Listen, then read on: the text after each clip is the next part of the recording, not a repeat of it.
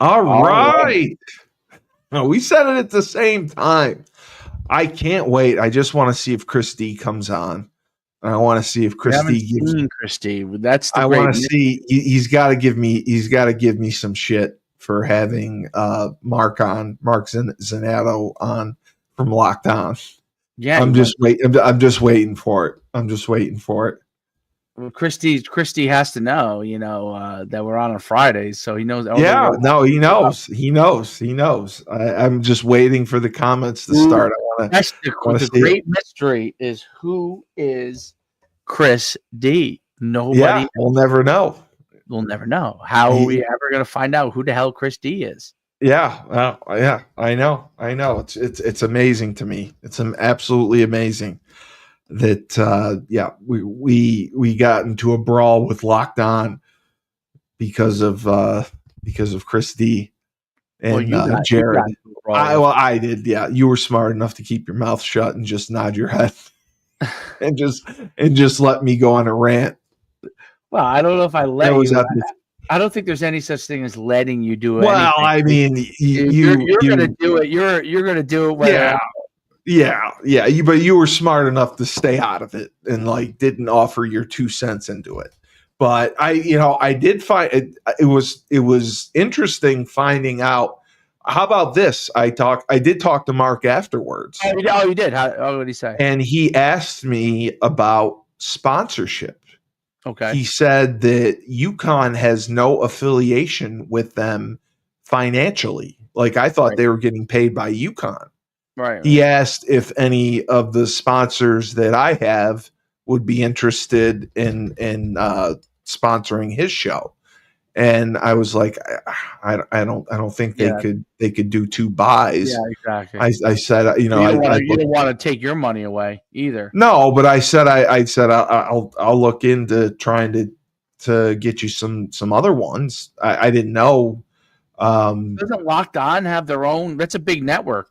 They have national sponsors, but he wants nothing that trickles down to him.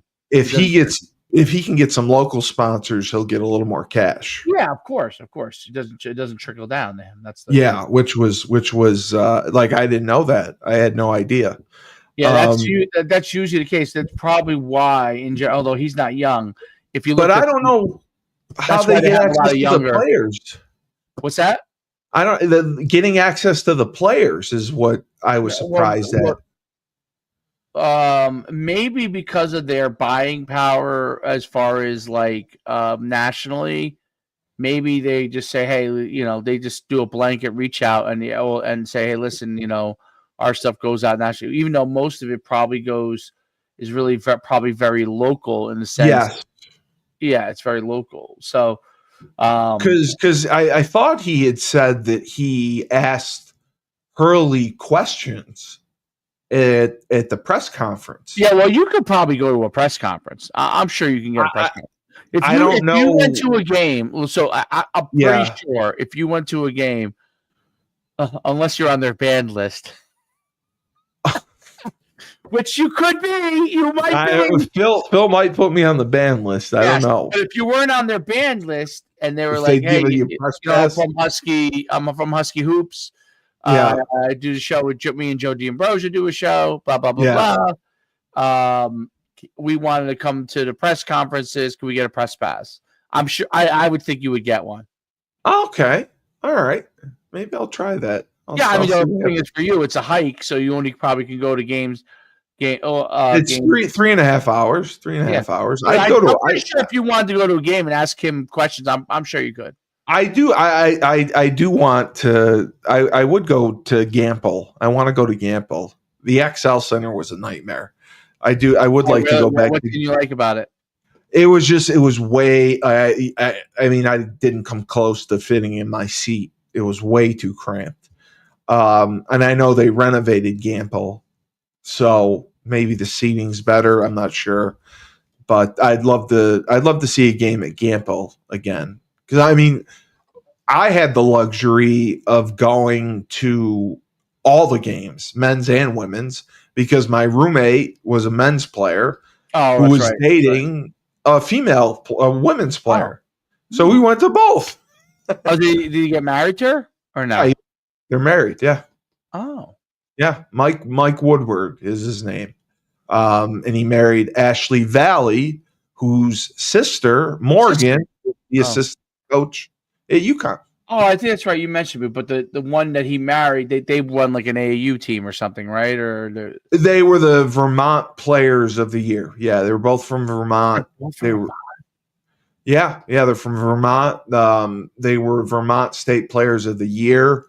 They were. I think Ashley started maybe her senior year at UConn, and Morgan played a little bit more her junior and senior year, but that's when they were loaded. That's when they had Swin and all those girls. But the watch along for the national championship game turned out to be a really big hit.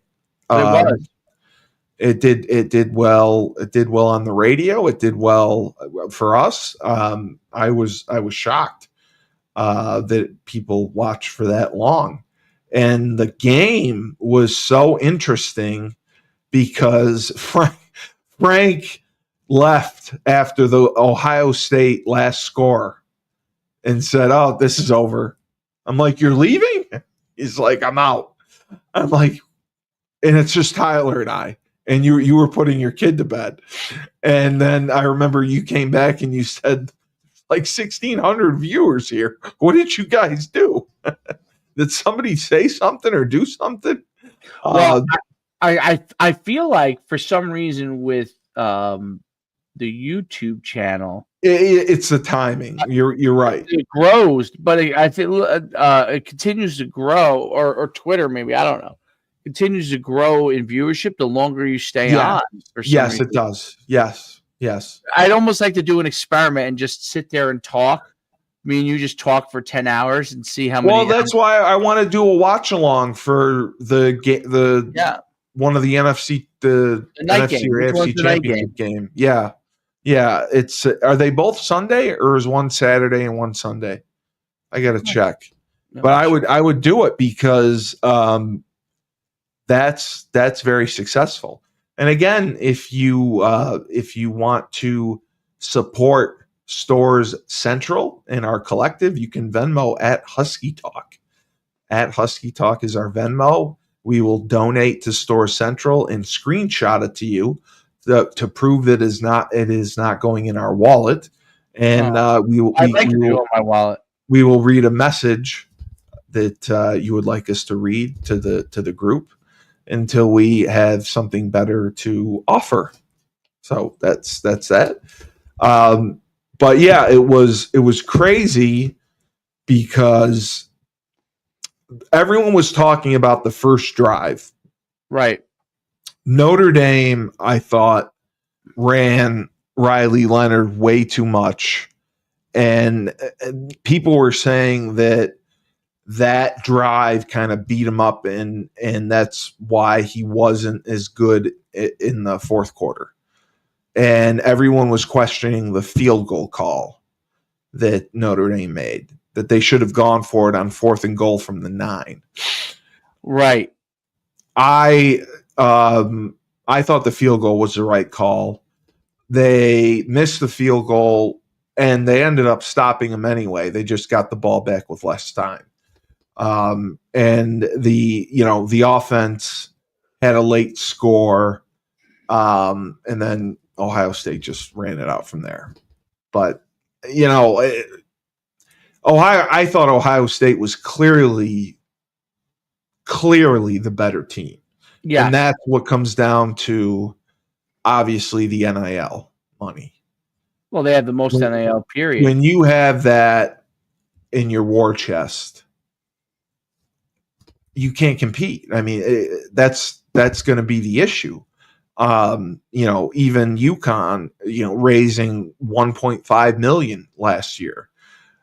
This year, if we're not getting $3 to $5 million, look at that screen. Look at that screen. I love it. That's me yawning. You're mid yawn. We're mid yawn. gonna get you. We're gonna get you to. I'm gonna take a screenshot of your mid yawn. You should screenshot that. I am gonna. Before I jump out. Screenshot before I jump out. I'm trying. Hold on. That might be the funniest thing of all time. That's like a meme. Oh yeah, this is great. That's a meme right there. That's going on Instagram. Yeah, you're mid yawn. We got to get you the extender. We're gonna get you the extender. So then it's the Steve Cully show again. Yes, and Blumpkins are flying everywhere. Blumpkins and steamers. Mid yawn. Yeah. That might be, dude, that's the greatest screenshot of all time. I can't believe I can't wait to put that up. You couldn't plan that better. It's going to be mid yawn. People are going to be like, oh my God. You got to stop yawning. You yawn all the time. You know what it is? Because Rebel Republic, I asked you a question. And you're like, what? What did you say? I was pretty juiced. I was pretty juiced last time, but yeah, Frank's like, are you here with us? You know, I'm like, yeah, I'm here. Well, that what was crazy was Sunday night was the viewership was outrageous. It was before the inauguration. I think it was outrageous that viewership. If we did that show, that was like 600. Yeah. If we did that for 3 hours, that would have easily been. That would have been 1,000 plus. Yeah.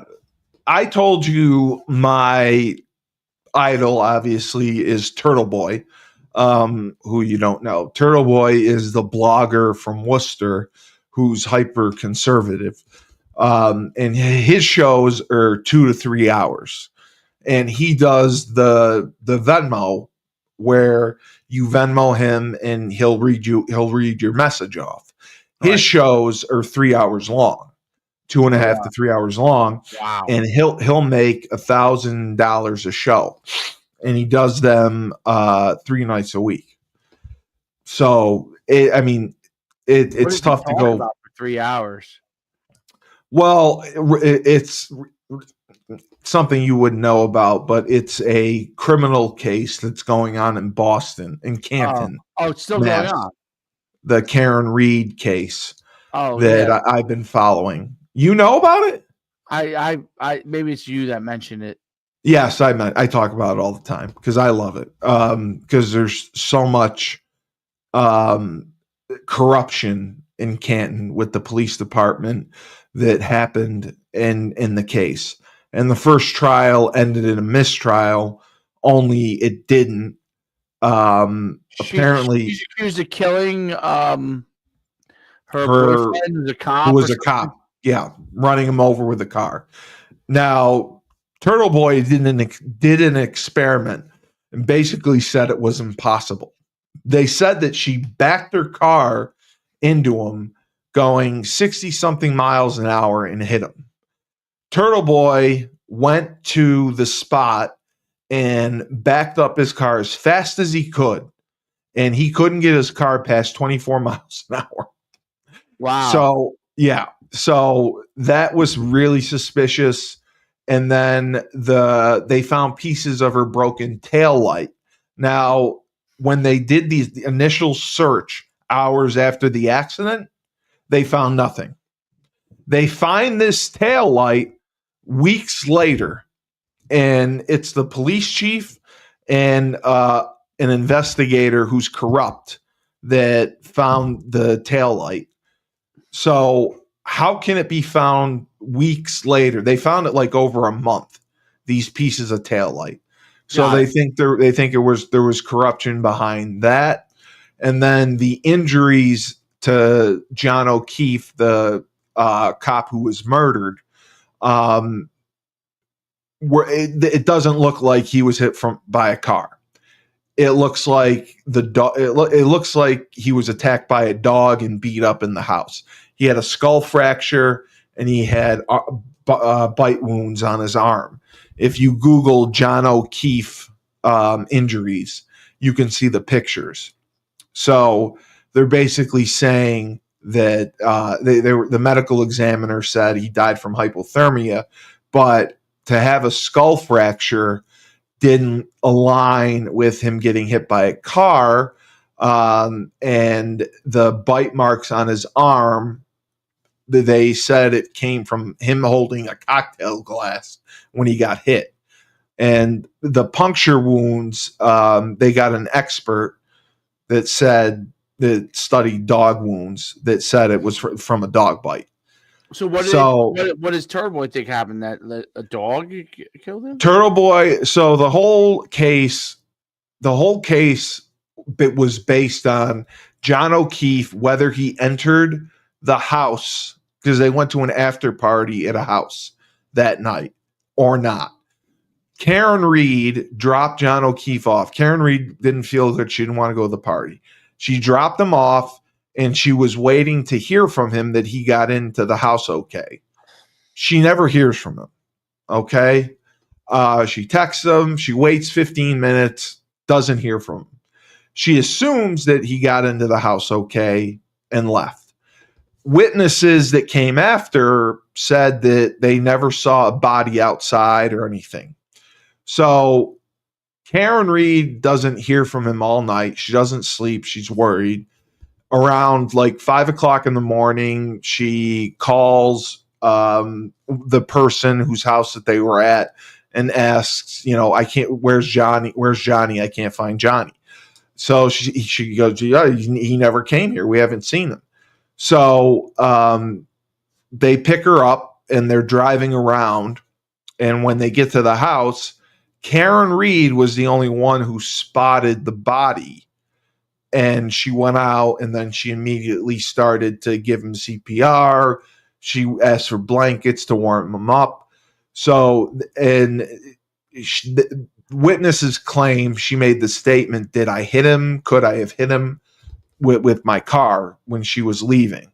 But the ring video evidence showed that she broke her tail light at his house when she pulled in. That's where it broke. It didn't break on the scene. So that's why it was all corrupt. She was, pinned as the target from the start. And Turtle Boy's theory is John O'Keefe did not get along with the people who had the after party. The family, they're called the Alberts and the McCabe's. He didn't get along. He wasn't close with them. He goes into the house, and the owner of the house's son is a little dipshit. He goes to Framingham State. He's a punk. He thinks that he sucker punched him, and then there was a fight, and he hit his head. And then the dog attacked him. And then they threw his body outside, and that's how he died. That's how Turtle Boy thinks he died. He doesn't think Karen. He doesn't think Karen Reed hit him with the car. So the trial, the jury allegedly came back not guilty on everything. But they didn't poll the jury, so the judge ordered a mistrial. And allegedly, again, that was not true, because they all voted 12-0 for not guilty. So they're appealing that right now, and they're yawning.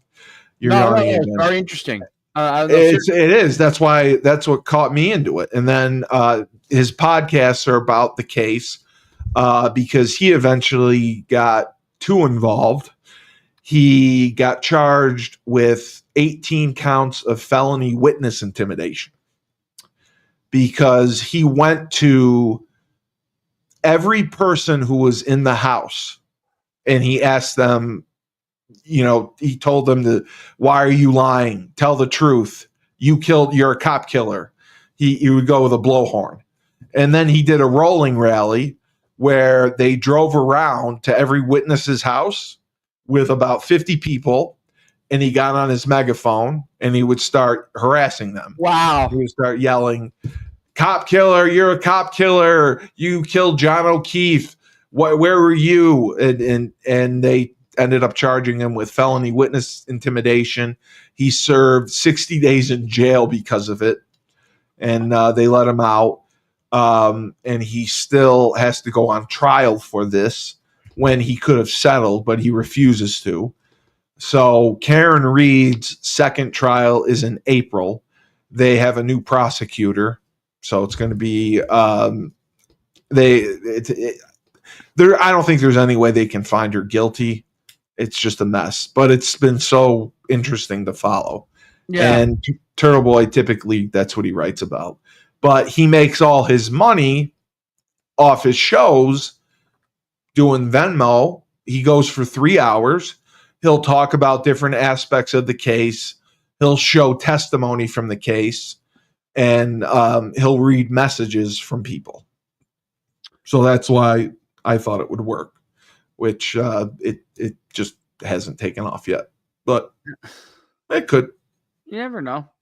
Yeah. So the watch party was great. I thought the watch party was great, getting to see the game, and we had some fun.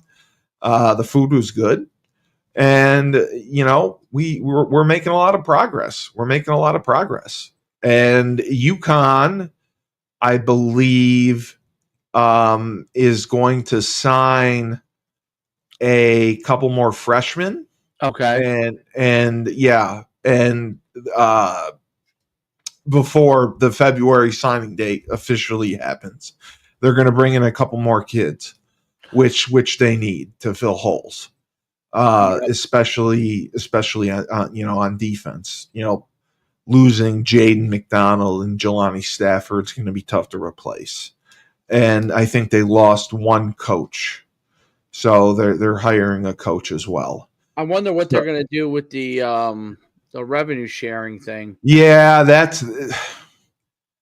I talked to several people who said, I didn't know if we talked about it. Biden passed the executive order. Oh, yeah, okay.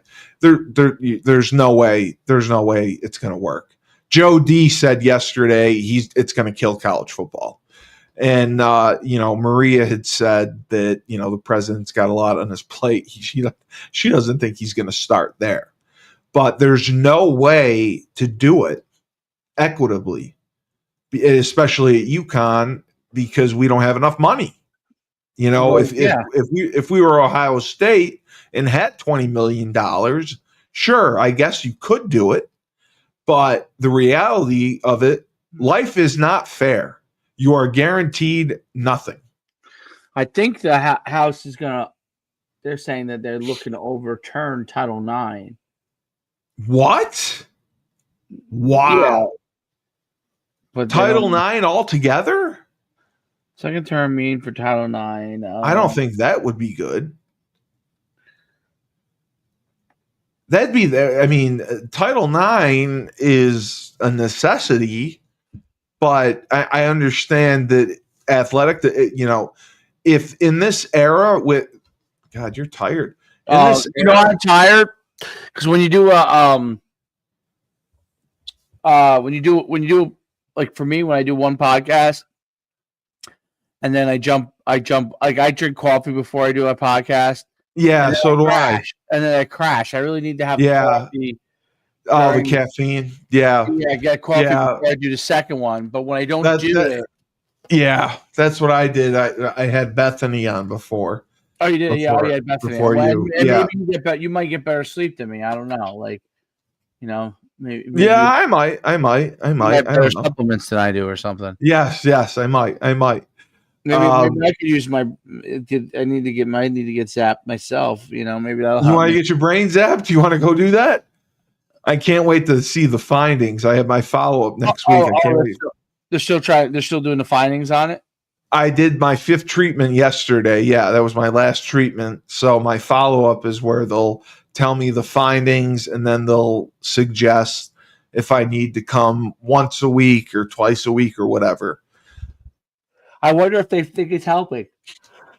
I mean, do you feel anything? do I feel anything? I mean, I haven't been as moody as I've normally been. I haven't. Do you normally feel moody? Yeah, I'm normally very moody. Yes, yes. But were you always moody? No, Oh, no, okay. So no, you were like no. when you were younger, you were moody. No, that's why my parents insisted on me doing it. I was a very, very nice, happy, loving young kid, and Oh, now I'm a miserable, sarcastic prick. So they wanted, that's what football does to you, though. I'm not talking about yeah, the hit. it's CTE. Yeah, I mean, Well, sure. here's my question, and this is a totally different topic. Let's take CTE out of it.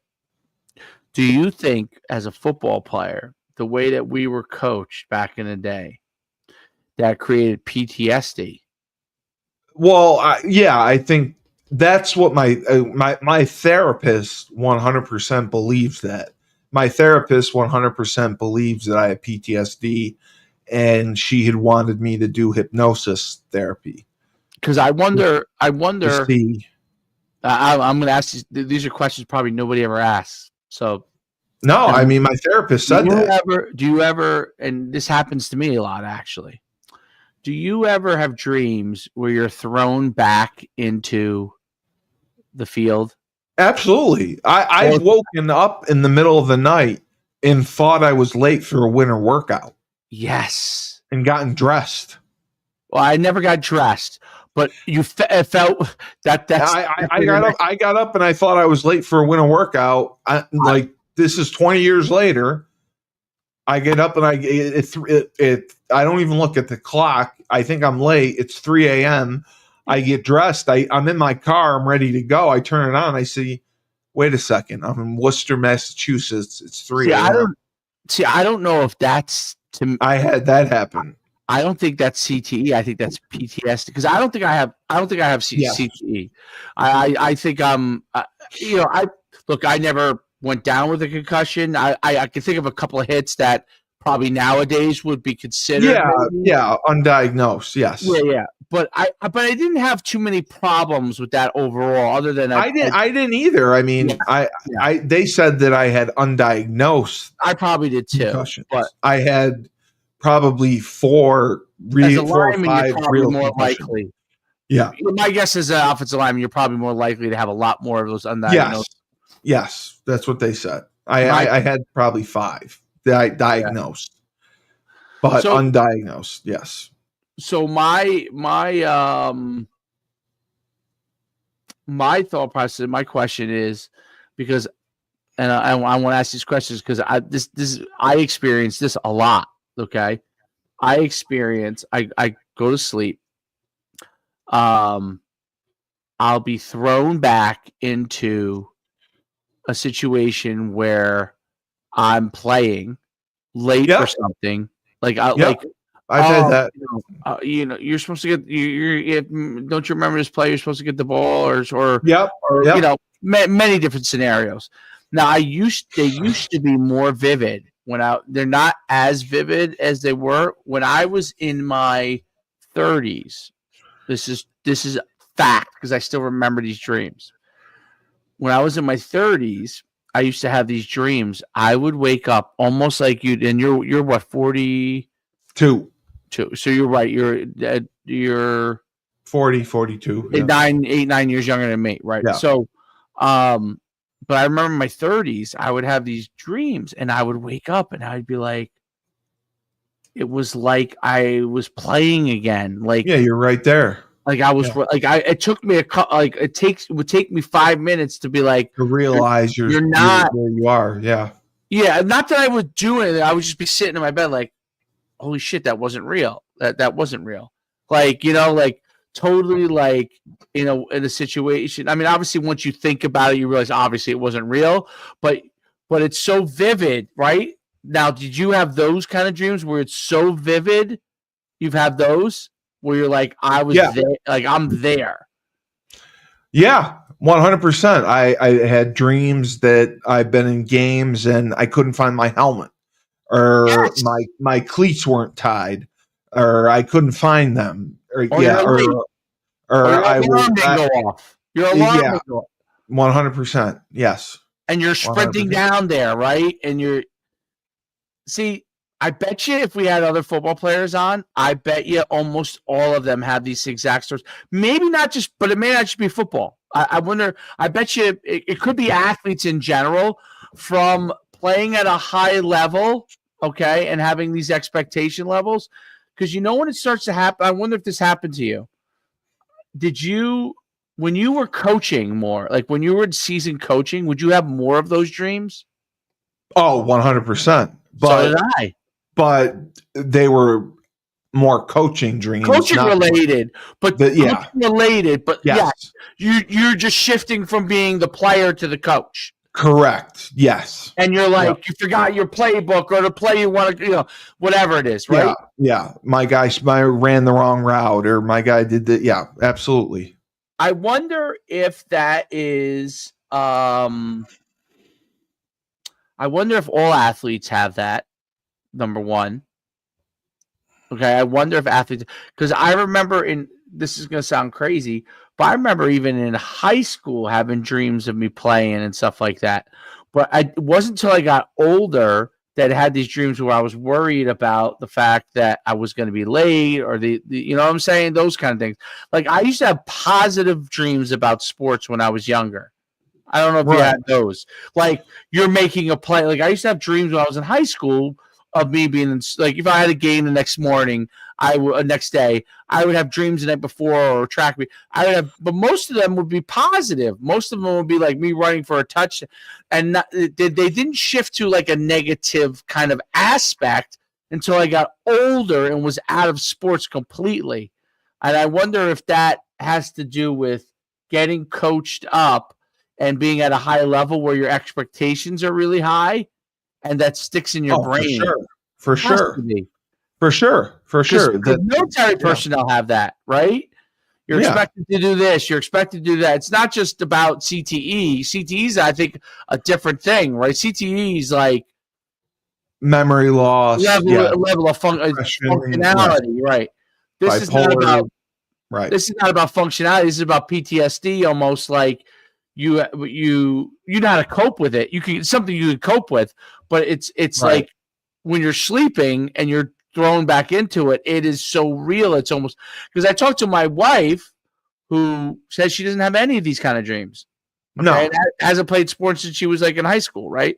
So she didn't have any. So I feel like I wonder, like if we talk to a basketball player or a soccer player who played at a high level and was like coached hard and had high standards, super high standards for themselves, I wonder if they have those dreams, or is it related to the fact that we had trauma in our sports more? Like football's so traumatic as far as my therapist 100% thinks it's trauma. My therapist wants to do hypnosis therapy on me because she thinks that I have trauma from the past that I repressed or didn't deal with that caused all this. That's 100% what she thinks. It could be PTSD from playing days, and I just repressed it or didn't deal with it. I wonder if it's unresolved, and it's never going to be resolved. How can it be resolved? Well, she said she would be able to do it through hypnosis. Really? Therapy. Oh, interesting. Yes. Yeah, that's why she wants to do it. And I have said no all along. I said, you're not hypnotizing me. I don't want to go, because it can go wrong too. Okay. Like they can guide you to try to take you back there, but you can still go off to wherever. Like sometimes it doesn't go the way it's supposed to. They don't lead you to where they want to lead you. You end up going in a totally different direction. So sometimes it does not work. But that was 100% what she said. She said PTSD for playing so long, we got yelled at so much, 100%. And she thinks it's repressed.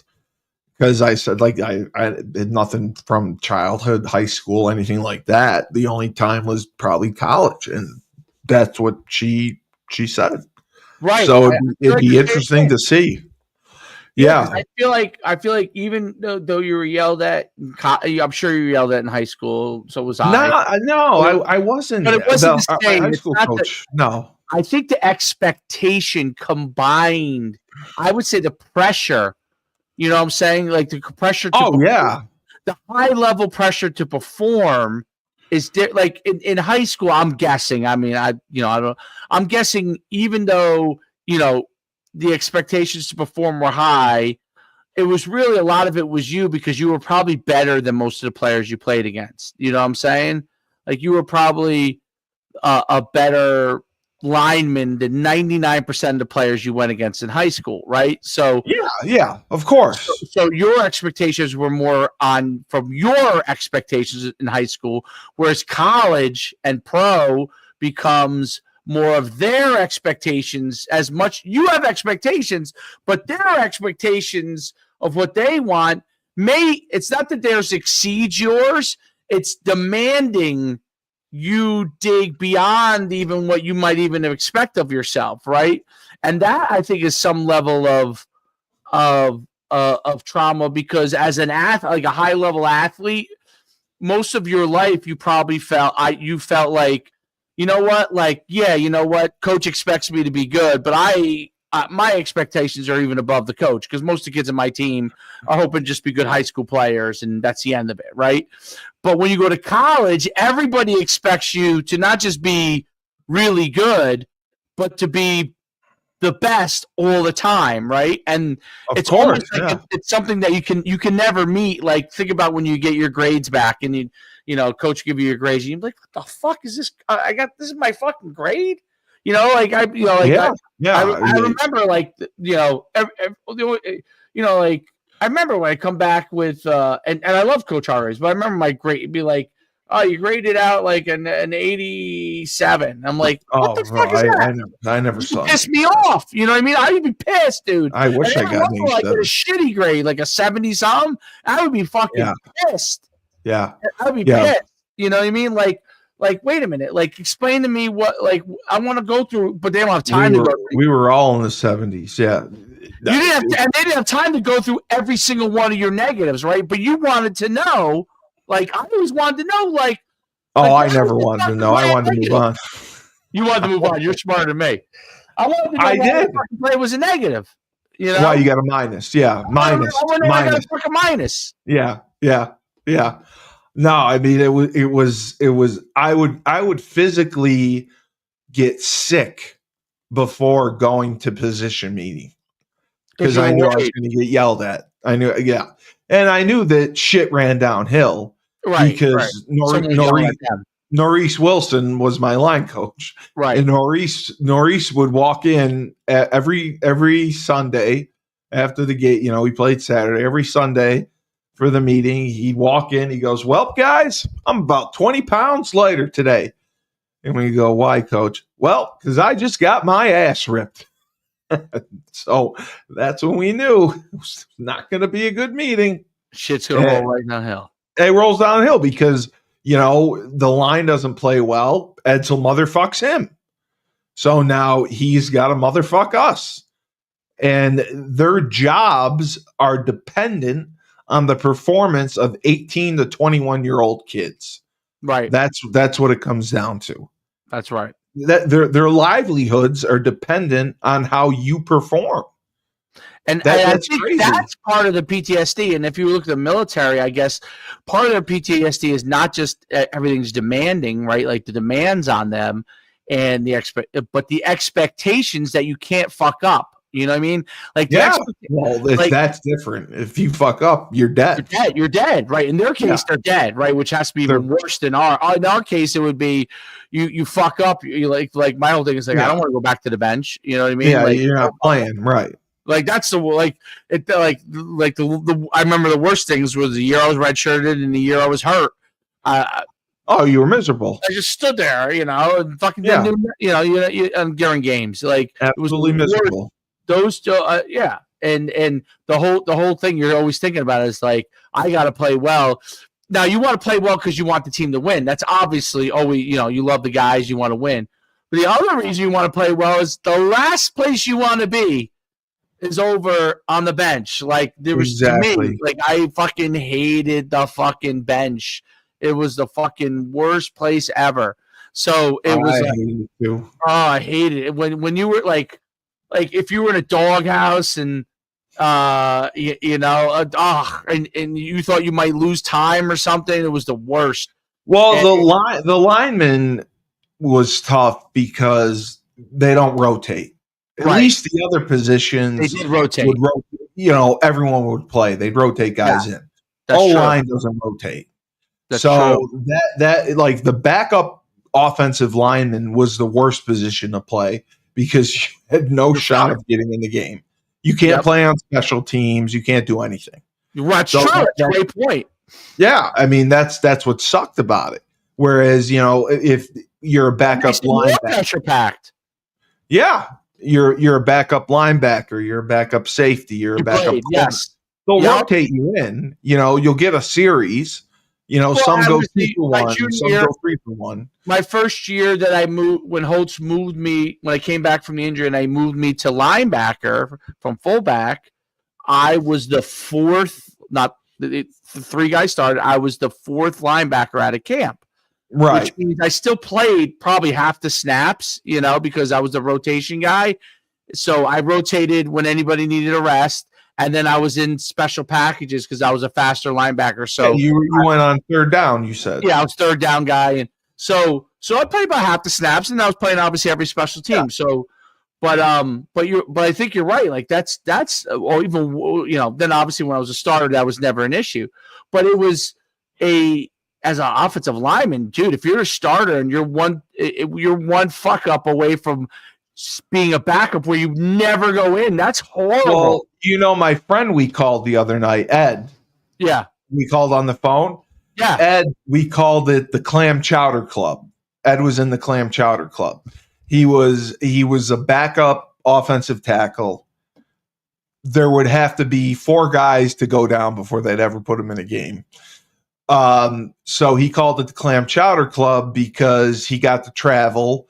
He got to go to the hotel for home games, and he would just gorge. He'd get to eat, and every hotel, he loved the clam chowder because we'd always had the same meal. It'd be clam chowder, pasta, grilled chicken.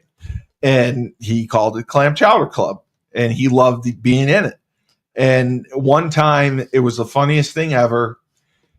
You had to Randy made you get taped before every game. Yep. And one game, Ed didn't get taped. And of course, during pregame, he rolls his ankle. He got motherfucked up and down for that because he didn't get taped before the game, and he gets hurt in pregame, and he sprains his ankle. I'll never forget it. And then the other best part was Ed in his career, he played 3 years, and then he had a medical red shirt for his 4th because he had herniated discs in his back, but he had just had enough. He got in 1 game. It was our sophomore year. We played Colgate, and we were throttling Colgate. They gave Ed a series at the end of the game, and everyone loved Ed. He was hilarious. He was funny. Right. He was the best dancer at Huskies. Couldn't lift a thing in the weight room. His bench press, he maxed out. I think his max was probably 315. Oh. So he goes in the Colgate game. Everyone comes up and starts cheering for him. Get him, Ed. Go ahead, Ed. Let's go, Ed. First play. Completely misses the guy. Guy makes a tackle. Oh, get him, Ed. Get him, Ed. Oh, yeah. Second play. He forgets the snap count. He asks what the snap count was to the guard, which was Darby. Darby was pissed. Darby's like, what the fuck's wrong with you? And he basically tackles the guy. We're again, go ahead, let's get him, Ed, get him. Oh, he held the guy like shit. And the ref even told him, he's like, there's only a couple minutes left in the game. You just held that crap out of him, but I'm not throwing the flag. And then the third play, he got a false start. Gets a false start on the third play. The fourth play, he came this close to giving up a sack. And that was the extent of Ed Njaychuk's playing career. After that, he never appeared in another game. Never appeared in another game. But he was in the two deep. He was in the two deep. Right. Yes. I traveled. He roomed with me. He traveled. Yeah, he roomed with me from sophomore and junior year. But he was in the clam chowder club, and he would eat bowls of clam chowder, and then he loved dessert. He would get the pie and the ice cream, and he would just eat his face off. He's like, I got nothing to worry about. I'm never going in. All I got to do is get through warm-ups. And then he sprained his ankle because he didn't get taped. Well, that's crazy. That's funny. It was just amazing. And then he had to this day, he's got the greatest high school highlight tape in the history of highlight tapes. He does. His father was a good player. His father played at Temple. Okay. And his father went to camp with the Eagles, Joe and Njaychuk. His father also a lineman. I think he was a linebacker. Okay. His father had his highlight tape narrated by the guy from NFL Films. And yes, Ed played at this school. It was the smallest school in Pennsylvania. It was called Academy of the New Church. There were probably 25 guys on the team. And if you looked at Ed, he looked like Antonio Munoz out there. Right. He was just throwing midgets around. Every play was just dominating him, killing him, driving him everywhere. He looked like Man Mountain God on that film. And all you hear is the narrator saying the power and the glory of the NFL and Ed Njaychuk. Look at this vicious block here. Look at this ferocious block. He comes off the ball. He won't stop driving. It was the greatest tape ever. We used to love getting drunk and watching it. We would get drunk in front of us high school highlights. And he was offered early because of it. Right. And then he was athletic, but he was not strong. He could never get stronger. And the funniest story was freshman year. The freshmen all had the lift. Randy made the freshman lift Friday mornings at 6 a.m. They had 6 a.m. workouts. They had the lift and run. So the strength coach was Mike Golden at the time, who was a lunatic. Mike Golden, yes. Lunatic at the time. Lunatic. Golden. Great guy. Golden I think he put 365 on the squat rack. This is already after they worked out. And he said, okay, if Ed can squat this once, you guys don't have to go out and run stadiums. Ed gets in there on the squat rack, and he's nervous as hell. He's taking his time. He's got the weight on his back, and everyone's cheering for him. Go, Ed, let's go, Ed, get it, Ed, get it, get it. And he's yelling, ah, ah, ah. He gets it up. He stands there. He stands there. He stands there. He goes down, and then he goes down. Goes all the way down. Before he even hits, Golden goes, let's go out to the stadium. And they all had to run out to the stadium, and they all had to run stadiums. It was amazing. And then the worst was one of the freshman parents called Randy and complained about the freshman workouts that they were too brutal, torture, too intense. It was abusive. Right. And Randy motherfucked everyone. He was furious. And to be fair, the workouts were not to get you better. They honestly were to torture you.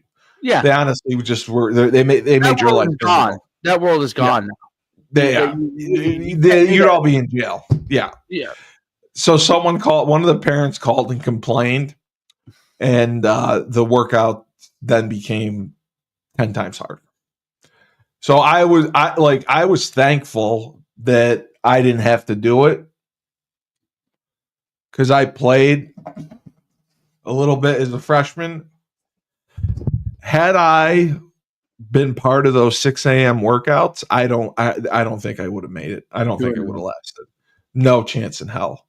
Because every Sunday after the games, we'd have to do the runs. We'd have to run like 10 hundreds or whatever. Yep. And I thought it was the stupidest thing ever, but it's you got to get the lactic acid out.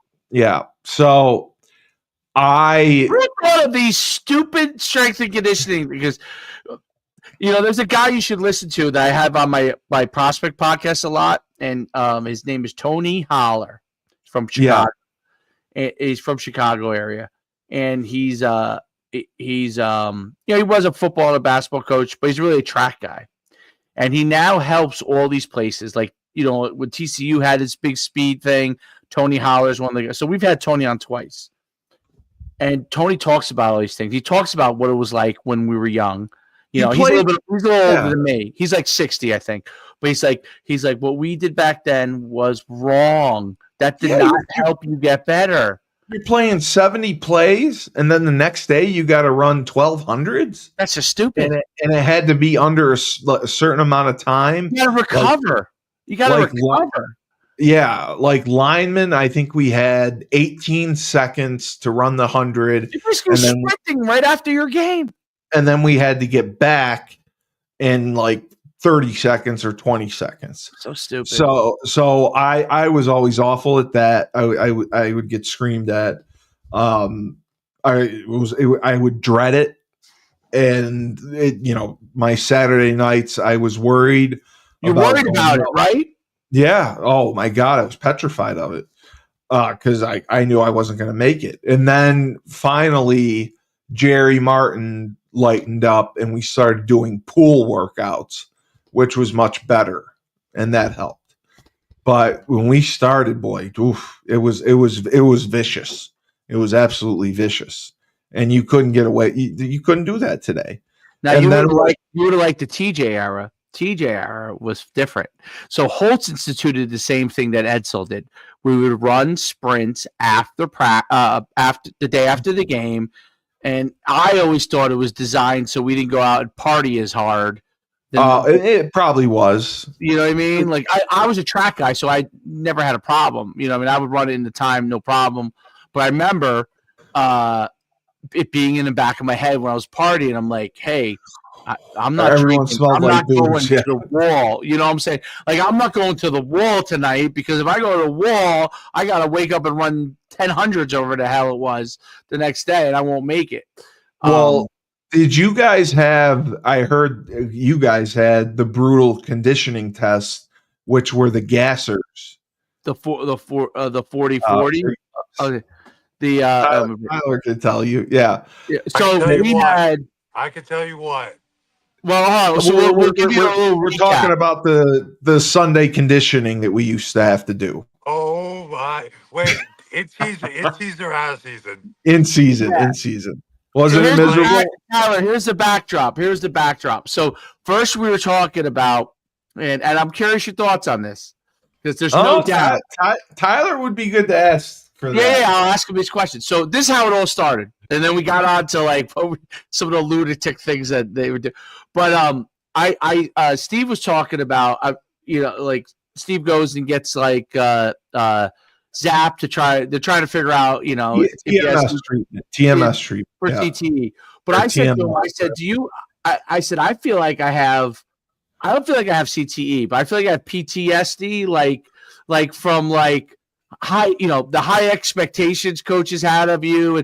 And I said, do you ever go to sleep, and when you're in sleep, you have dreams and you're thrown back in to when you're playing, and all of a sudden, like he would say, like his shoes wasn't tied, or you I felt like forgot my helmet. your Yeah. alarm didn't go off, or and then you weren't playing as well, and you're in the middle of it. Do you ever have those kind of dreams?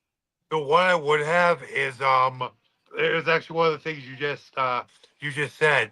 I would be asleep, have the dream that my alarm did go off, and I missed conditioning, whatever. Then Yes. wake up and see the clock and be like, oh, okay, we're fine. Yes. Yeah. But that would definitely happen. Yes. So we were talking about that and like wondering if other guys have those same things. Because like I was saying in high school, most of my dreams would be like me like scoring a touchdown. You You're were much hero better than dreams. most of the players you played against. So even if the coaches yelled at you, like it really, it didn't affect me that much. You know what I mean? Like it probably just made me madder and play better probably. But in college, their expectations for you, like what they wanted you to do are always so high. Yeah. And like I would say, like I would get my grade. Now Steve would say he'd get his grades back, and he'd be like, "Fuck this!" I would get my grades back. I'd be awful. Like, why did I get a minus for this shit? Like, what did I get a minus? Well, minus. Yeah, it used to piss me off. So I was saying the expectations create some sort of like PTSD as you're an adult. Tyler was in the NFL, and he was with so many teams and so many camps. So it must have been tougher for him. Yeah. Well, like at the professional level, at the NFL level, it's know your shit or you're done. You're done. Like, there's that mentality. Right. In college, to a degree, there is some of that. With the scholarship renewal every year. Right. But to a degree, a lot of times, especially when we started out at UConn, kind of stuck with you. To that. Well, you were one of Randy's guys. That was different. He was one of his guys too. Well, I was one of his guys, but they rode. I was a victim of my own success when.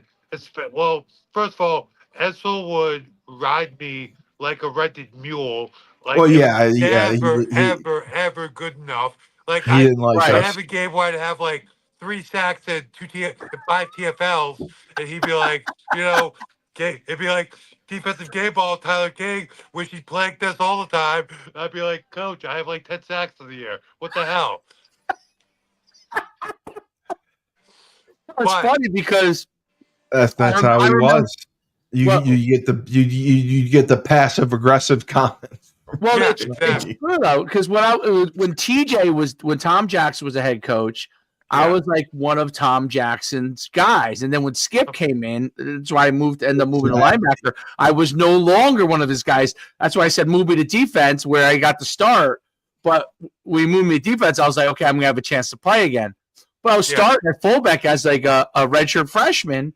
But I was one of TJ's guys. So like even when I ended up earning my starting job late in the season at my redshirt freshman year, but early on, even though I was the backup, I was playing like almost 50% of the snaps because I knew he liked me. Like they liked me, and I didn't get yelled at.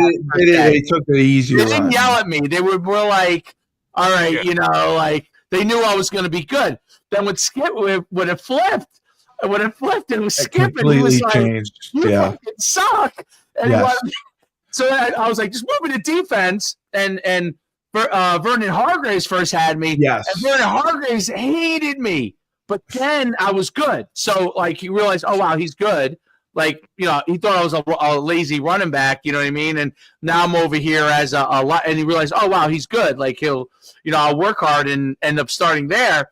But at first, I knew even when I was starting, I was never Skip's guy. It wasn't like in the TJ era. Where I was like, I would say I was like, I used to call it cupcakes and ice cream. I was part of the cupcakes and ice cream crew. Like you could do like no wrong. You know what I mean? Yeah. So, well, Tyler, were you there for Donnie Roberts, or did you have Hank Hughes? I had Donnie Roberts my freshman year. Yeah, that's what it was. You had Donnie Roberts and then Hank. They were completely different. I was my first year. I was like very angry because a lot of the freshmen were playing. You were very angry. Tyler and I got in a fight. Tyler was on scout team. I had a broken fucking wrist. I was in a club, and Tyler is coming at me on the scout team like it's Super Bowl 30. So I pulled him down and I started whacking him in his helmet with my cast. And we're rolling around fighting in the middle of practice. Yep. Tyler, you wouldn't fucking slow down. You wouldn't slow Yeah, down. I'm like, well- Tyler, dude, I got a broken wrist. Can you go a half step slower, please? No. Nope. I gotta get you. I gotta get you better. I gotta make you better. Yeah. You're not good enough. You're not good enough. I gotta get you better. I do. Like, I'm gonna circle back a little bit. Piggyback on what Dave said. Um, felt like I became like a victim of my own success because once I started playing regularly. I was starting 2 games into my redshirt freshman year, and I had Hank Hughes at that 2002. Yep. point. And once they realized I could play, he was my guy. Like that guy would go to bat for me all the time. But he would always, my freshman year, he would play it off like, I gotta get you ready. I gotta get you ready. And he would scream at me, ride me. So it was never good enough. I was never hustling enough. Then my sophomore year, I said to myself, junior, senior year, I was my junior year, I was one of the leaders. My senior year, I was the Yes. unquestioned leader of that unit. And, me and Finch were the leaders of the defense. And again, Hank Hughes He would was not stop relentless. right. He would ride or die for me. He Yeah. was Right. always there for me, my biggest advocate. He was always there for me in a personal and a football perspective. But that man probably sprayed me with a gallon of spittle over the course of my senior year and left a permanent ringing in my ear from the amount of screaming he did in my ear. But again, Well, he loved me. He was my advocate. He rode me like a rented mule. yeah, but you had it tougher because they loved Mulcahy, they loved Uwe, they loved Smoot, they loved Dion McPhee, and then there was you. Yeah, but my after my freshman year, Mulcahy was the actually love of their probably life. about midway through my redshirt freshman year, I started having the mentality of, all right, they want to be like this, just be undeniable, be Yeah, undeniable out there, and that was kind of the mentality I had for the remainder of my career. It was be undeniable, be so good they cannot keep you off the field. Do whatever you can. Like you hear the Julian Edelman's podcast, the one he did with Ty Law. It was it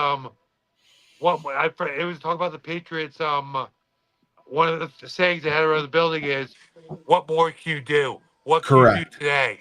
That sort of thing, and that was my mentality. Like, be undeniable. Do everything you can. They cannot keep you off the field because if they do, they're just hurting themselves. Well, And once I yeah, got to that point, that helped build both my confidence and to a degree, and all guys need to have this.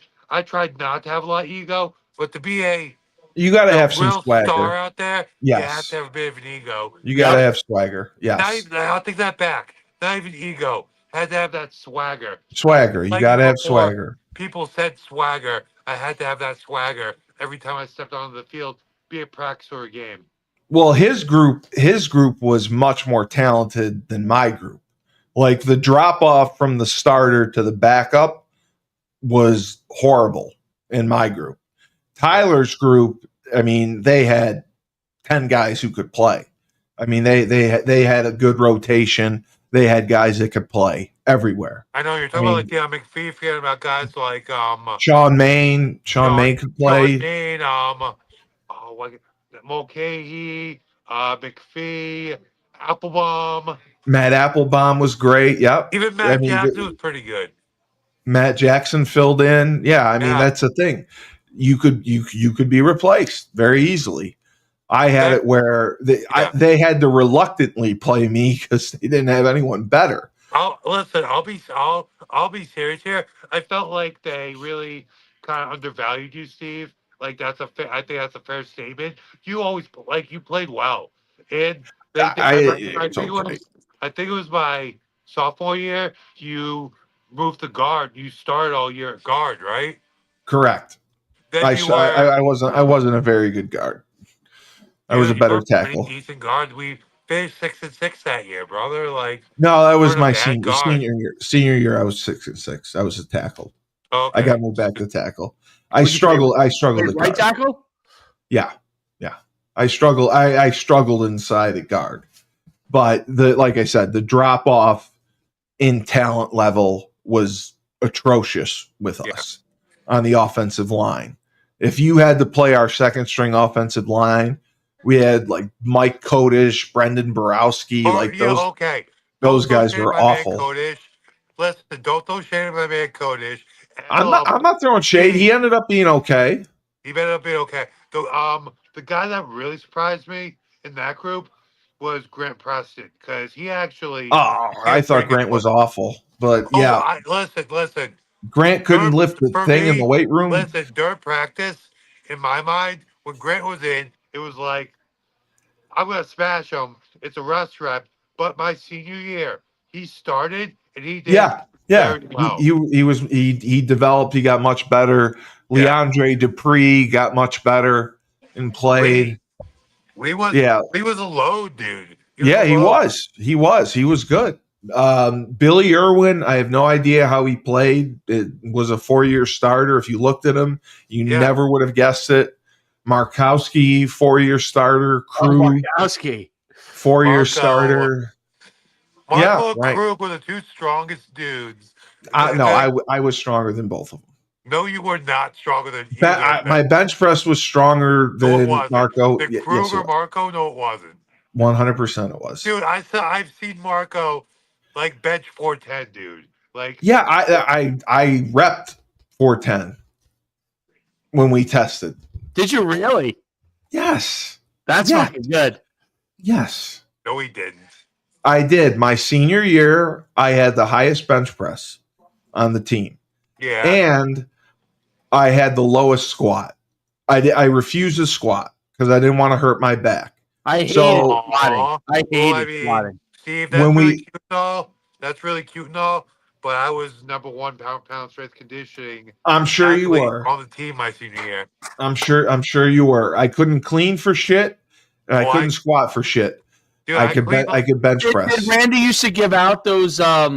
Skip used to do the like the off season, like I guess the spring or whatever. We used to get like these T-shirts or whatever if you were part of the. No, we didn't. They didn't do that. No, that was great. No. I used to love that. We did our your 40. You would take your you had to be the 40 way across. So the testing, the 40, the bench, like each one of the different bench, squat, and clean. Yeah, clean, and then your 40. What else did he do? Oh, we used to have to do. It was pull ups, and then pull ups. Oh, that would be awful. I reeled off 19 because I fucking practiced that shit. That's awful. 19 pull ups, and then we had there was one other test. Maybe it was vertical jump. It might have been vertical jump. Yeah, they did the vertical. Jump, probably. Yeah. So, Dave, did you have was Coach Martin there when you were there? Who? Jerry Martin. Oh yeah. So that was his formula. I loved the way you were talking about it. Like you do pull-ups to failure, vertical jump, power clean, squat.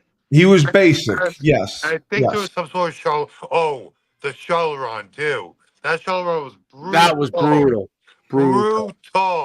Well, no, I was going to tell him. Did you guys do the 300 one or the? No, we did the 300 one. Yeah, but then what we had. But then we switched. You went to the 40s. We went to the 1040s, and you had to do. First got there. And it was awful. You had to do the 1040s at 90% of your fastest time. Yep. I was the only guy in history. Fast. Yes, I was the only guy in history, and you did at the time to fail that test 4 years in a row. I failed the conditioning test 4 years in a row. I failed the shuttle run 2 years, and I failed the 40s 2 years. Steve, I forget, it escapes me. What was the punishment for failing? Because there was Oh God. Okay. no, So I forget what it the was. freshman, as a freshman, they didn't punish you. As a sophomore, you had to wear a bright yellow T-shirt. Camp was in the Berkshires. Oh yeah, it said I failed my team. That I failed my team. I That was your that. punishment. You had to walk around every day during camp wearing a bright yellow shirt that said I failed my team. That was your punishment. Then Wasn't there something else after that though? yes, my junior and senior year was the 40 time. My junior year, I was close to passing it, and I was so pissed because the timers, Doc Anderson timed me, and Doc Anderson should have fucking helped me to pass it. I ran it at an 89%, 89.5. I was 0.5% from passing. So if you failed, you had to do 1 week of bear crawls, 300 yards of bear crawls. Okay. So what we would do, Ed and I decided to develop a system. So the way it would work was we would bear crawl. Ed would go down. I would get up. I'd start running. I'd run like 20 yards. Then I'd get back down and start bear crawling. Then I'd go down. And then Jerry'd come over and yell at me, you get up and get going. Ed would sprint. So that's how we worked it to get through it. We would cheat the bear crawls. 300 yards of bear crawls. That's insanity. Yes. By the way, none of that helps you be a good player. None of it. And then my senior year, I had the lowest percentage because I didn't give a shit about the conditioning test. I had the lowest percentage. Everyone, was 90 or above. The people that failed were all at 89, 88. Steve Cully, 83%. I pretty much power walked the 40 my senior year. And then the squat test, you had to do the squat test before you went home. You got to go home the week before training camp. I said, my back hurt. I'm not doing the squat test. Jerry Martin said, fine, you're doing it when you get back. We get back. We have 2 practices. Jerry said, you're going to the weight room to do it. I put 225 on. I do it once, and I put it back. I said, there's my squat test. And he just looks at me, and he shakes his head, and he goes, you think that's the best you can do? You think that's going to make you better? And I said, Coach, I'm done. I'm not squatting anymore.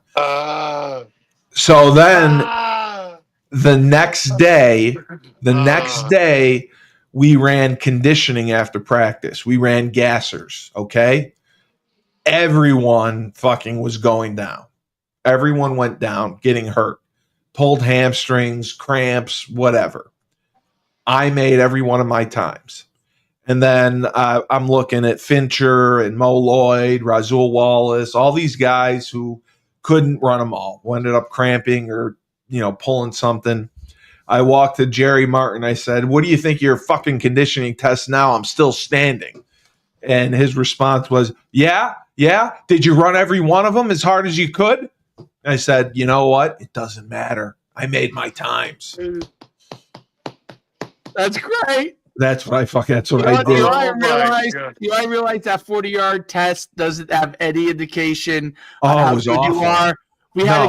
We had a guy that played for us who was the fastest guy in our team, Lamont Parker. He ran like and it would kill him. He'd never be able to pass it. Right. He ran he was like a legit 4.40 guy. He was our best corner for 4 years. You're never going to run 10.40s at 90%. Like a 47 second quarter miler in high school, you know what I mean? Like that kind of a guy. Yeah. And he could never pass that test. There's no way. He started every single game from the time I was there, at least. I think he was a year older than me. Every single game. And anytime he wasn't starting, like he was hurt or something, they were freaking out, you know what I mean? Because he wasn't able to start because he was hurt or something. And he never could pass the test because there's no way. There's no way he could run 1040s at 90% with Impossible. 30-second rests in between. No way. No way you could do it. Tyler, did you pass the conditioning test every year? No. I passed my senior year. You failed it every other year? I think I passed it senior year. Oh, okay. Might have only passed my senior year, but yeah. Actually, I definitely passed the senior year. I don't remember junior year.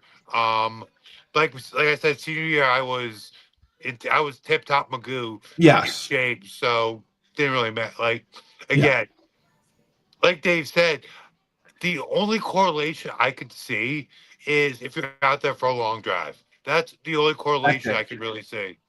Yeah, if we're playing shape. Yeah, I get that. Really, and how often does that happen in a game? Once? Twice? It's just unrealistic to think that you can. And now they just rotate guys anyway. They rotate so much now. It doesn't even you rotate so much now. It doesn't even matter. But it's funny because I ran track in high school and I was a high hurdler, an intermediate hurdler.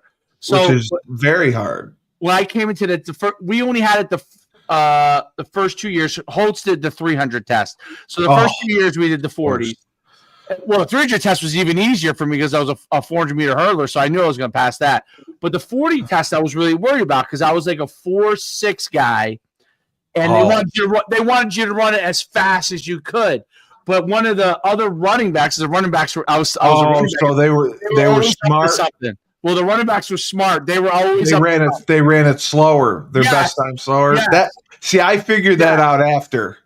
Yeah, so I figured that out after. You can't go too slow because Jerry will call you out. Yes. So I was like a 4.6 guy, and I was like, all right. They're like, dude, if you run like 4.7s, like run fast, but don't run too fast. Right. So they gave you the plan. Does go run a 4.4 his first one. Oh. Then he's running like 5.5. Oh my God. But all the running backs would run. They would go blast. Like, let's say they were a 4.5 guy, they would run a 4.6. And Jerry would be kind of mad, but they would just be like, "Oh, I didn't get a good start that." Like you kind of. I was laying off the whistle. Yeah. Right. Okay, I didn't go all out. You know what I mean? Like I ran fast, but it wasn't quite as fast all out.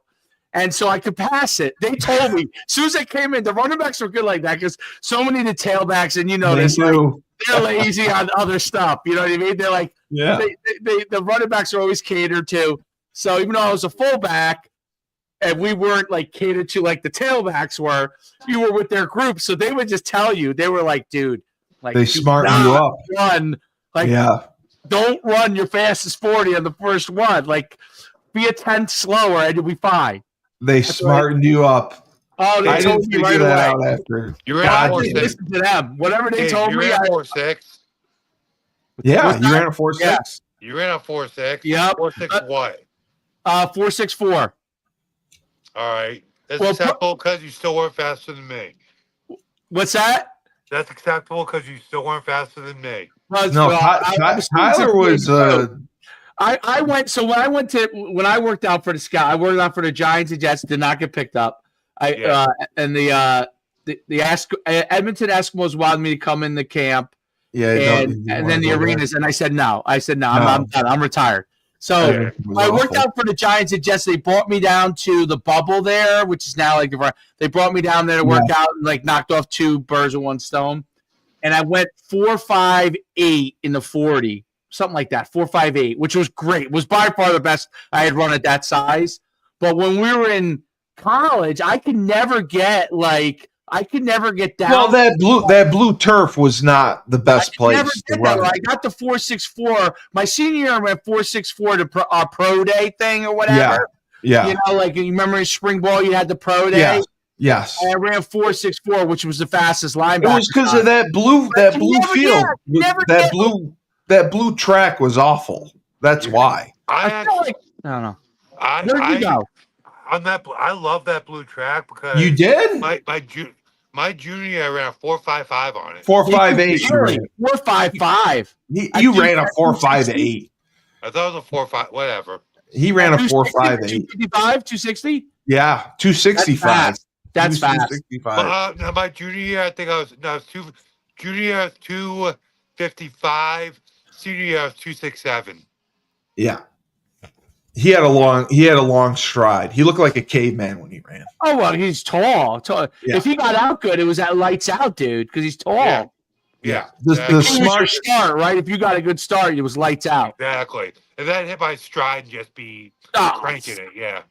The smart guys brought track shoes. They allowed him to run in track shoes. I 100% wore the track shoes. The key you did? The key was not to get the spiked track shoes. You had to get the you get the indoor track shoes without spikes. That's what I wore. Those are the ones to get. Yeah.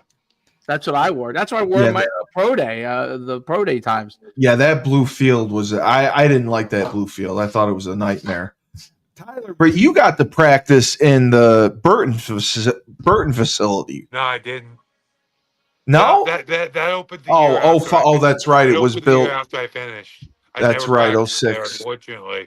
Oh, Burton was. Oh yeah. I mean, listen. You got. So wait. Where did you? Did you guys? Where was your locker rooms when you guys played? We had the we had the old locker room you had. No, and really. And then the meeting rooms, they brought in fucking trailers. They put behind, they put in trailers for each group to meet in. Literal trailers that people normally would live in. Those were our meeting rooms. I forget which year it was. We had the trailers for a couple of years. Oh we my had the trailers god! for a couple of years. They're at least air conditioned. One year the D line had like one because they had that big meeting room. Then they have the wall like the divider walls. So one year we had to pull the wall closed. One year we had the back corner of that big meeting room with the enclosed doors. I think my senior year that was your freshman year.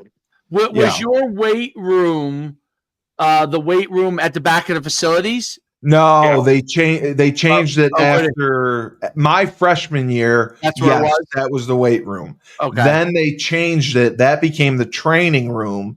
Okay. And we lifted in the main weight room in the field house. Yeah, ours was in the field house. In the field house where the other students would go? No. There was a downstairs weight room where all the other sports teams would lift. That's where we originally used to lift. When I first got there, and then Holtz built that thing in the back. Yeah, that was nothing. I didn't like it though. I liked it was small. In Gamble, right? You lifted in Gamble. No. It was right in the field house. Yeah, it was not the Gamble one.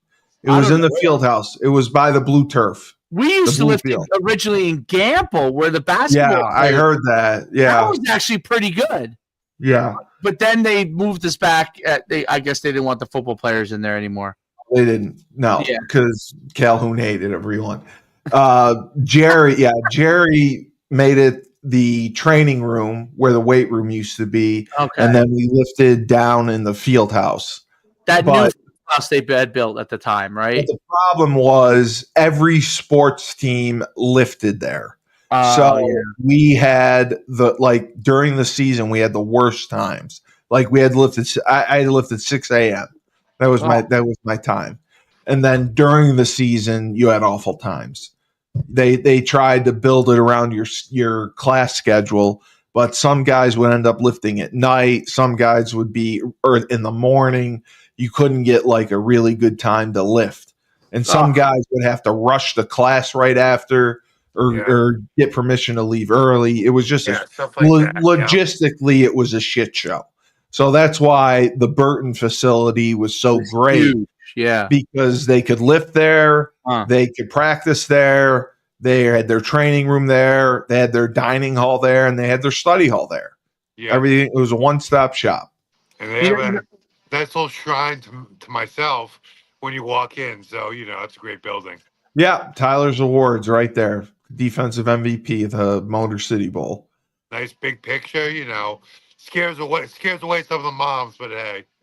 Yep. Oh, and then they upgraded the Burton facility. I think 2 years ago. 2 years ago they upgraded it. Oh, they we did? were the only school in the Northeast that had an indoor practice facility. That was Really? yeah.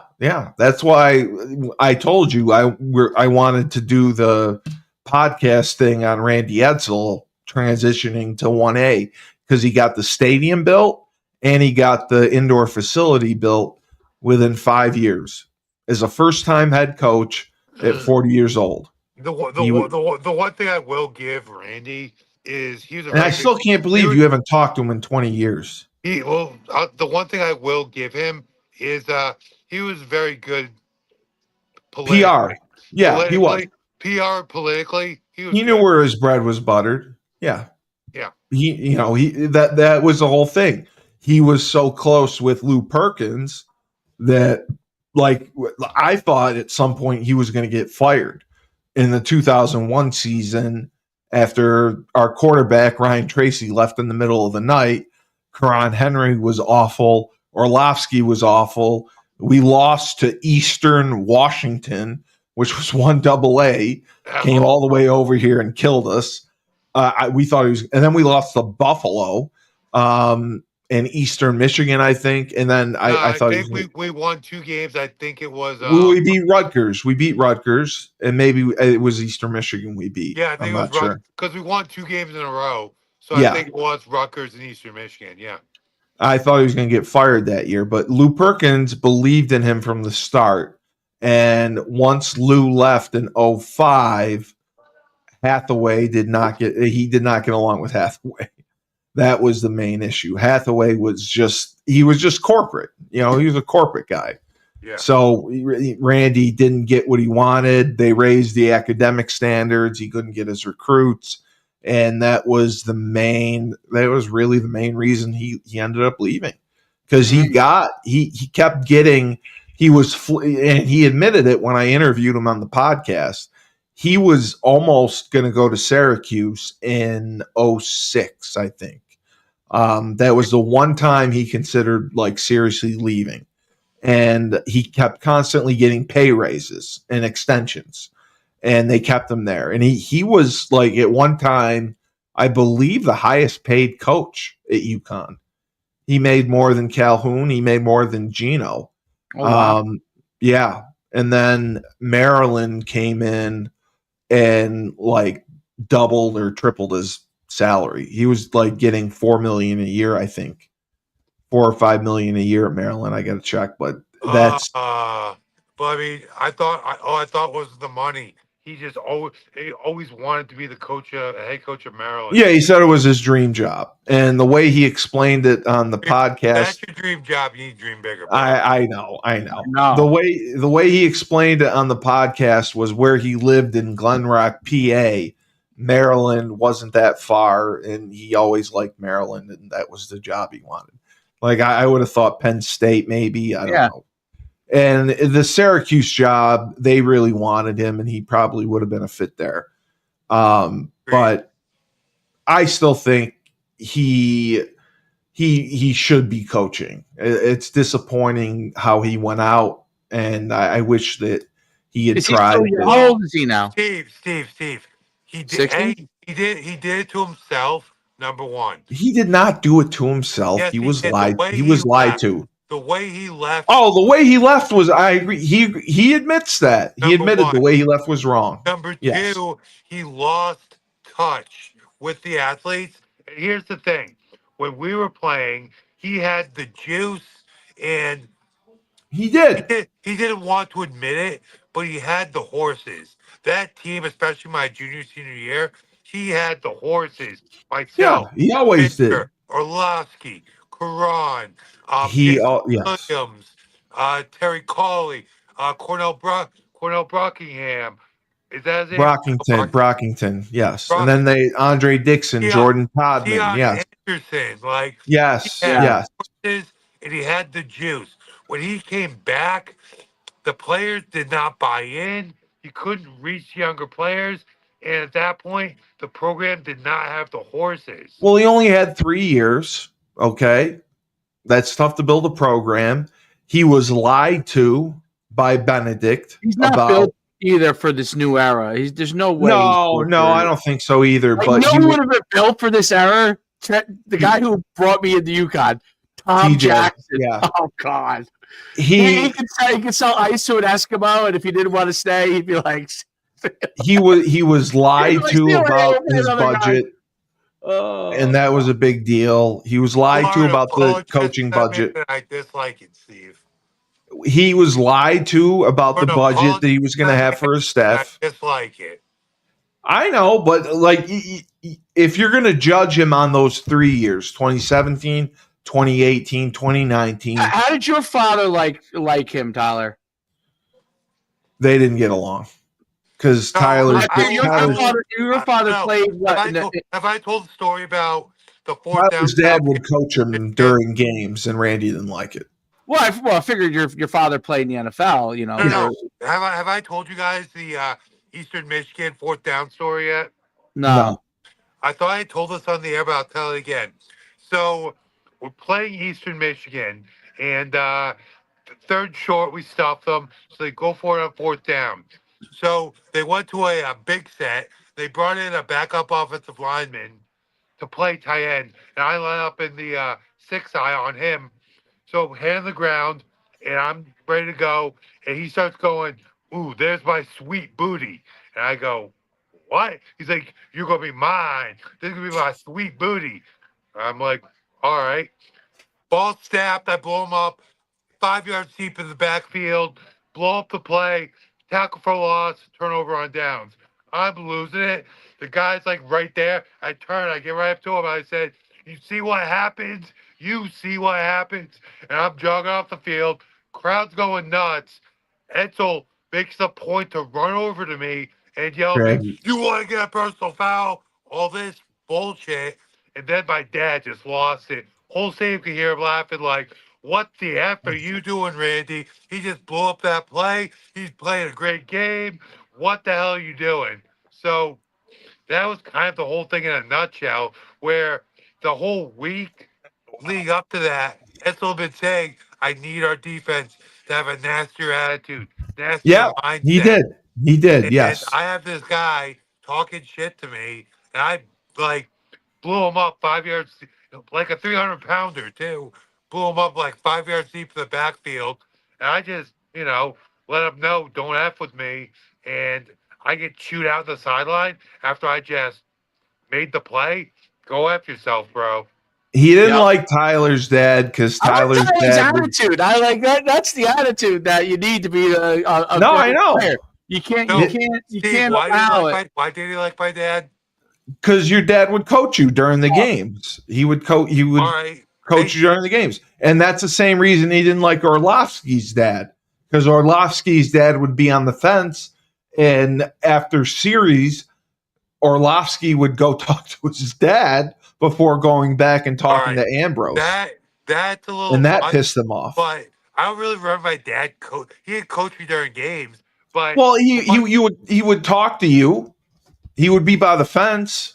Yeah, I don't even really remember him being by the fence because I didn't like that. The thing is, the reason I think he didn't like my dad, they didn't get along, because including Orlovsky's dad, none of the parents had the juice to say anything to Randy, whereas my dad knew what he was talking about, and he was very well versed in the game of football, so he couldn't just dismiss what my dad said, because my dad had the expertise behind them, whereas the other parents didn't. And I think that rubbed Randy the wrong way. He was very standoffish with the parents. Like at away games, when our parents would come to see us after the game, they'd come see us after. Randy would go right to the bus. He'd give us about 5 minutes, 10 minutes. You would literally hear him honking the horn on the bus for us to come and get on. I'll never forget it. Our parents traveled to Vanderbilt to watch us play, and he gives us like 7 minutes to talk to him, and then he's on the buttons. He's hitting the horn, hammering the horn, telling us, "Let's go, let's go." He had no time for it. It's so funny. When he was different when he recruited you. Once you got there, everybody, yeah.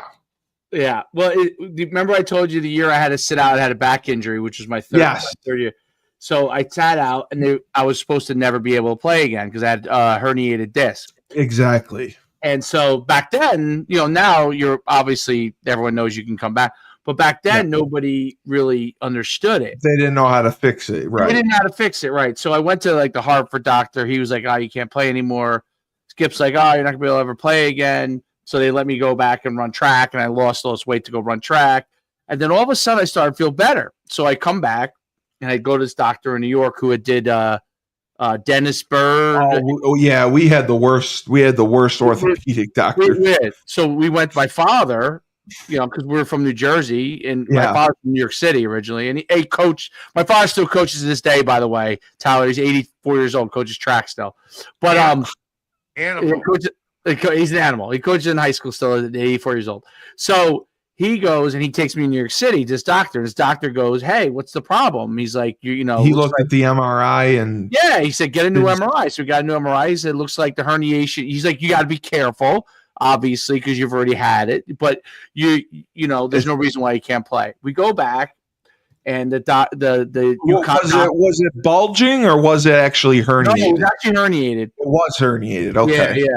Yeah. So the I did it in the summertime. I was working at a day camp, but day after deadlifting, I did some and I just went down like someone shot me in the back. You know what I mean? Yes. It wasn't even football related that did it. So anyway, so we go and now UConn doctors, Dr. Anderson, and they won't approve me to come back. They won't approve me to come back. So I call my father. I'm like, they won't approve me to come back. I talked to him. This was like I get a call from I think it was Skip or something, and he's like, okay. He's like, I'll talk to you later.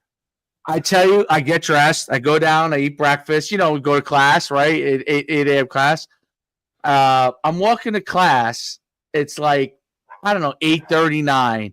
I hear, I get, what's up, Dave? It's my fucking father, okay? He drove up from New Jersey. He's like, I'll meet with Skip right now. I'm getting it done right now. I'm like, all right, I'll see you later. Oh, my God. He must have had a note from the doctor. In Skip's office. And he's like, dude, my kid wants to come back, is willing to take the risk to come back. And the doctor says he's okay to come back. He should be able to come back, right? And Skip's like, didn't know what to do. So Skip goes and calls the doctors in. The doctors are like, no way. My father fucking read my father's a coach, He must have had the report from the other. He had everything. Yeah. And they got on the phone with this guy. This guy was the number one at the time. He's dead now. Dead now. But number one back surgeon in the world at the time. And the guy said he's okay. Like, listen, he's like, can he herniate it again? Sure, he could. But there's no, he just, there's no risk, any additional risk than any of your other players, he said to him. So they make me go to this other doctor down in New York City, and made you go to another doctor, like an independent guy, Columbia. And if this guy approves, so this guy gets it right. This guy's from Columbia. He's a younger guy, like probably I don't know. This guy's probably like 40, right? But the guy who I had gone to was like Dennis. Dennis Bird was paralyzed. He did Montana's back surgery. They're all these pro guys, So he goes and looks at him, and they're with him. He goes, well, if Dr. Sachdev, that was his name, if Sachdev approves it, I approve it. He's like, he knows more than me. That's what he said. What did I do? So why is he approved? I went down, we drove right back, and I was back playing, literally, he's like, coach calls me up. He's like, your track days are over. You're back in football. I was like, all right, great. So, but my father drove up, so I can appreciate how Tyler's father was because, if sometimes these guys coaching in college, they know about coaching football, maybe, I'm saying? But they're not talking about everything. And so my father was like, fuck this shit, He's like, you're not like my kid ain't sitting there and fucking going to school and doing nothing. Yeah, You know, our medical staff. Bob they were was awful, awesome, to be but honest. the Fine. doctors weren't great. I don't think the doctors were good. I don't know. The orthopedic guy was awful. Awful. That Dr. Joyce who had the limp. Staff, including Bob, was awful. Bob was good. What was wrong with Bob? I don't know how he was now, but he was awful. Bob was just ice and stim. Just throw some ice and stim on it. That's all he did. You know the best thing they did? They gave me go get in the hot tub. They gave me my own stem machine to walk around for like a week, and he forgot to get it back for me. I had it for 2 years. The TENS unit. Yeah. So I'm gonna tell a little story. I've had a distal clavicle resection on both shoulders. It came because I wasn't given any rest time when I had AC separations of both shoulders. Yes. Oh, that's the worst. I didn't get distal clavicle the AC in joint. both shoulders. Bob said I could play through it. I didn't need surgery. Well, didn't Doc A? That would be Doc A, not Bob. It was both Bob and Doc A. Oh, okay. I went to my dad. My father was like, "This doesn't seem right to me."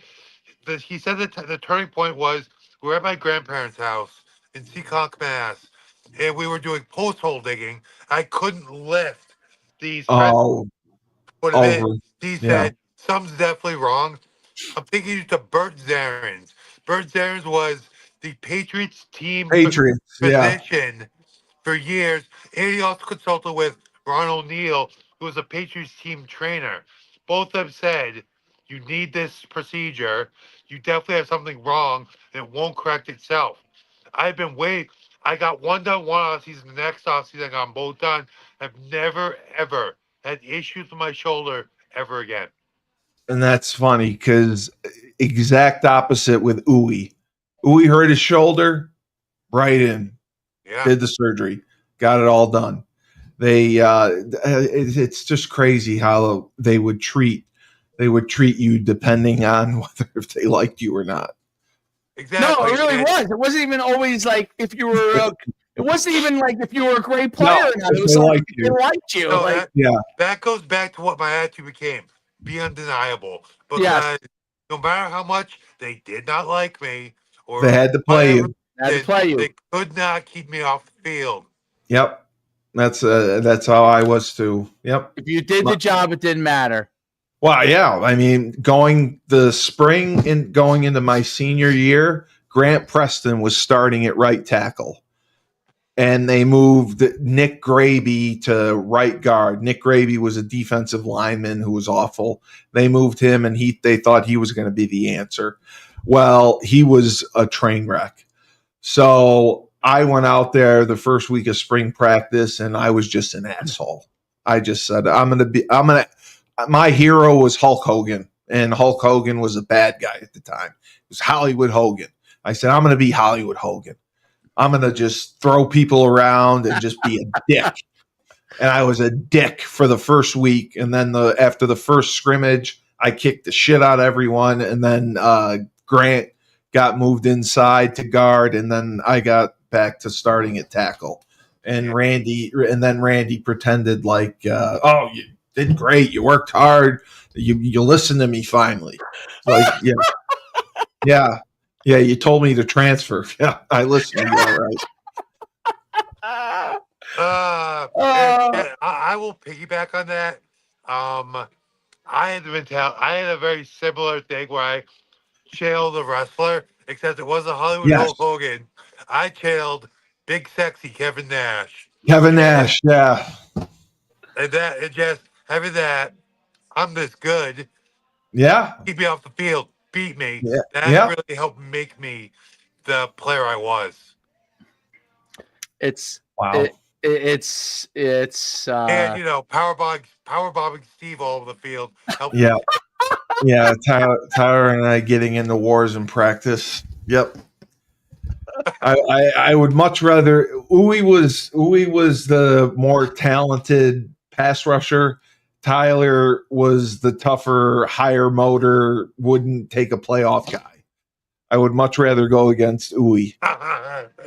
Fucking Tyler would not give you a break from inside run to one-on-one pass rush, the fucking team. Holy fucking would not stop. I Just mean, I feel skinny like I play. did a couple. I feel like I did kind of, you know, Well, when you were work going out a against a little bit scout every team, now and then. maybe But not when it no, was no, ones versus ones. no. Oh yeah, that's fair. What, One-on-one pass rush though was just you. That was like my thing. Are you yeah, kidding me?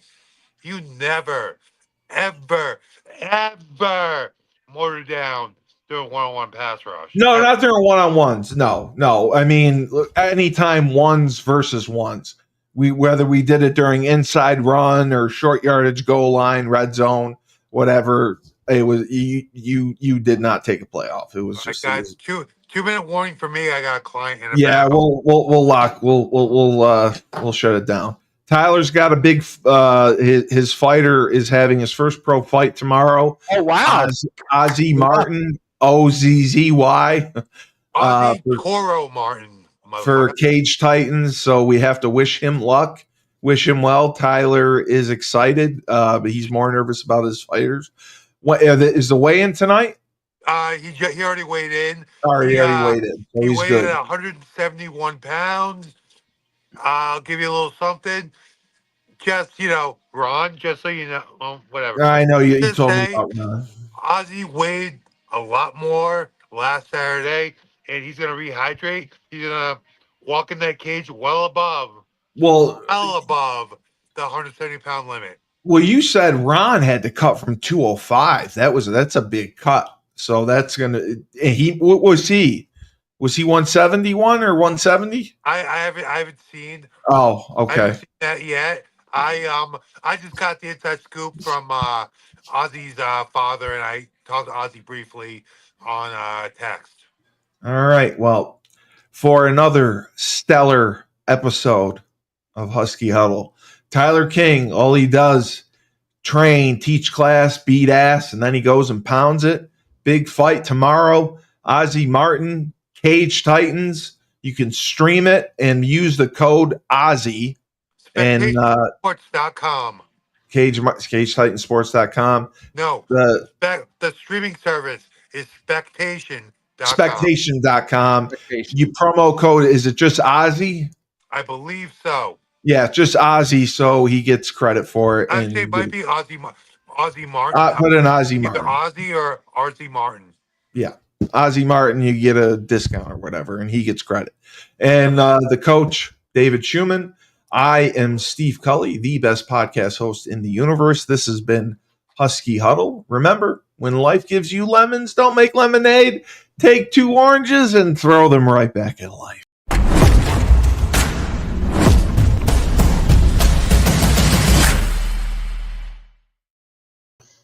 All right.